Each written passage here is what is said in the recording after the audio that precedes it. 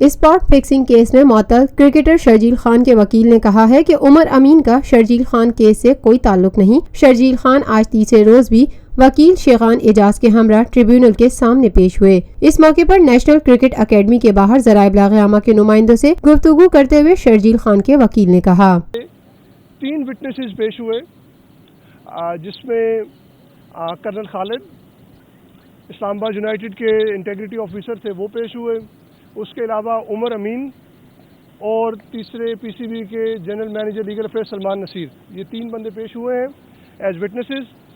ان تینوں کو ہم نے کراس ایگزامن کیا، ان پہ جرح کی، اور ہم سمجھتے ہیں کہ بہت سی چیزیں جو ہیں،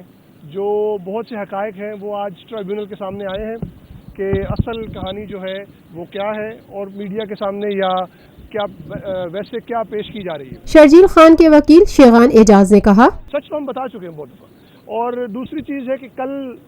پی سی بی کا ایک گواہ رہ گیا ہے، وہ آئی سی سی اینٹی کرپشن یونٹ کے جو ہیڈ ہیں سر رونلڈ فلینیگن، وہ میرا خیال ہے کل صبح ہی will be coming to Pakistan, اور کل ہم ان کو کراس ایگزامن کریں گے اور ان پہ جرح کریں گے۔ شیخان اعجاز کا مزید کہنا تھا جی، عمر امین کا اس واقعے سے ڈائریکٹلی کوئی تعلق نہیں ہے، لیکن عمر امین جو ہے وہ پی سی بی کے کیس کا یا پی سی بی کی بنائی گئی کہانی کا ایک اہم حصہ ہے، جو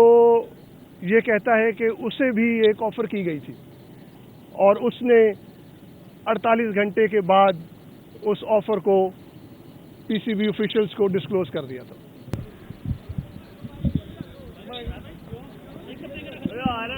Lotus Lake Towers,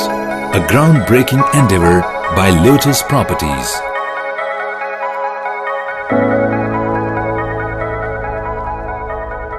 ملکی، بین الاقوامی، سماجی، سیاسی، تجارتی، ثقافتی، تفریحی، معلوماتی اور کھیلوں سے جڑی ہر چھوٹی بڑی خبر کا مرکز TNN TV۔